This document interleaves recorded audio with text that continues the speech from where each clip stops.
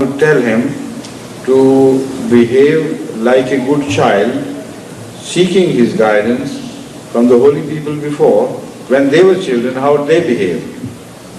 For instance, any child can imagine how Hadhrat Mirza spent his childhood. And then, when the perfect model of Hadhrat once again appeared in the present times, how Hadhrat Mirza behaved, conducted himself during his childhood. So it's a long story. Behave in that way, that is the best an every child can do, and that will be the service to Ahmadiyya. Another question is that in the Holy Quran it said Salamun ala Ilyasin. What is the meaning of Ilyas? And secondly, every prophet who comes as Irhas, Yes. Is he called Ilyas? You see, this is a question of commentary on some passages of the Holy Quran which are left open for discussion or for further investigation. According to some, there was not one prophet by the name of Ilyas, but there were three prophets by the name of Ilyas. So when the Holy Quran refers to Ilyasin, it means there were three prophets by the name of Ilyas. So the plural of Ilyas is mentioned here in the word Ilyasin. And some say that this refers to a non-Arab prophet. And some say that this refers to an Indian prophet or some other prophet. So many commentators have opined on this question. And some say out of respect for Ilyas, it might have been the Hebrew practice, it was Hebrew practice, even to mention a proper name in plural, out of respect. So maybe Ilyas also was treated like that by his people who loved him and referred to him in plural, while normally this was not a practice. In case of Hadhrat Muhammad, we have seen this happen. Muhammadin is the plural of Muhammad. So it is mentioned in the Old Testament,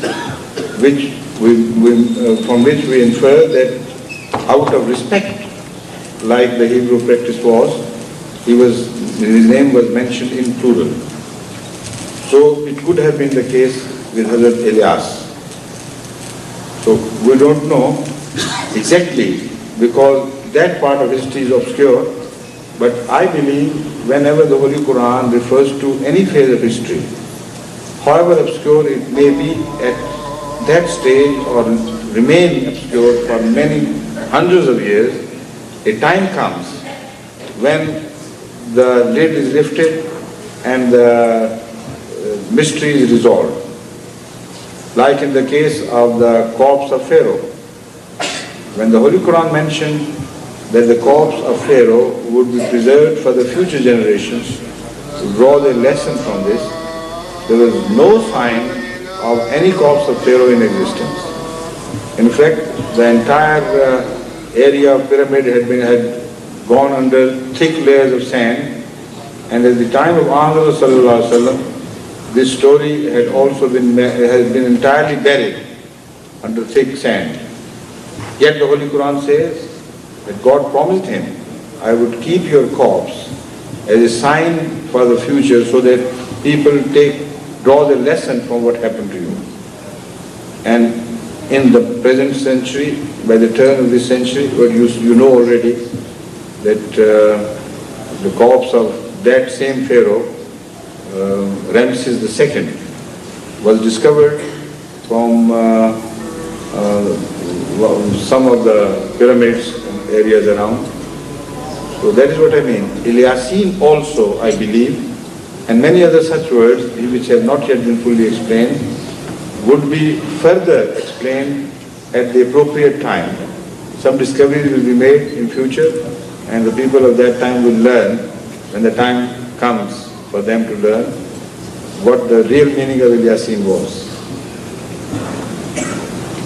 Another question is that are Muslims allowed to participate in Halloween?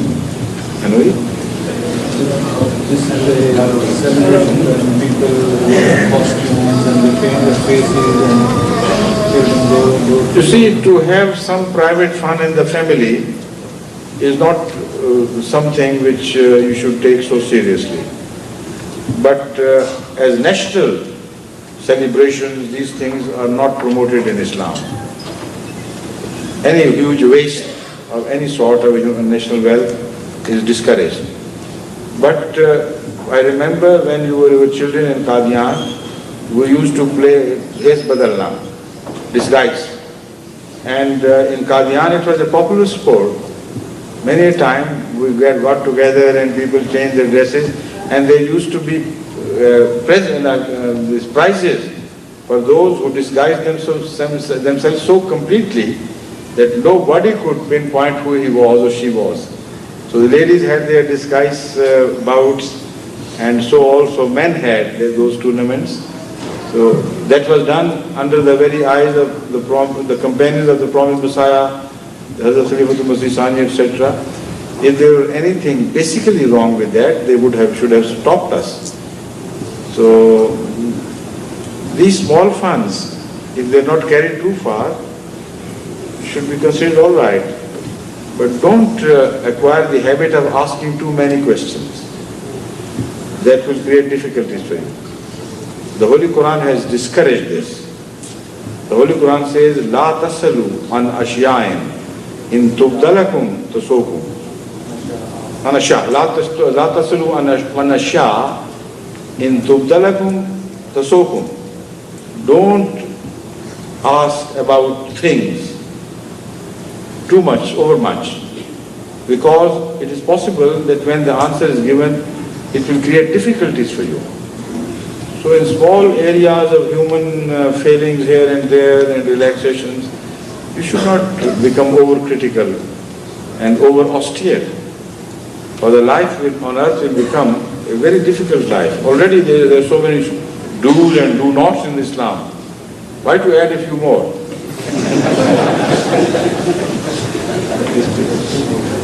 Two more? Not a few more. Two more questions you mean? Sister Rai said, to my knowledge, there are two types of jihad. Greater jihad, which is the personal inner struggle against evil. Right. Whereas lesser jihad, the fighting of Muslims with non-Muslims for the protection of Islam, is the inner struggle against evil, is the prerequisite to the fighting for one another. I can't understand this question at all. Would you help me? How do you know it is he?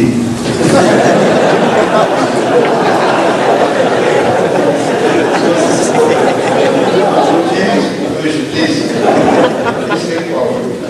When you said this, you meant the question. Yes, all right. It's a right. The questioner says, you think, so Allah you says she. How do you know it's a she? No, I didn't say that. But I said, because you don't know the gender of the questioner, just use the word questioner instead. Right? Okay. Yes. Before going to the Hajj Yasra, Yes. the person must be practicing the Hajj. I think I never came across any incident during the lifetime of Hadhrat Sallallahu or the time which followed later during the lifetime of the Caliph. If anybody, when he wanted to participate in jihad, he was put through the middle of questioning. Have you done your jihad akbar or not? If not, then go get aside. So never once done. This is just extending things too far. Listen, let him finish. Only one question, and after that I'll tell you. This is the right that when my Jewish friends write the word God, a piece of paper, rather than writing God, they write G-E.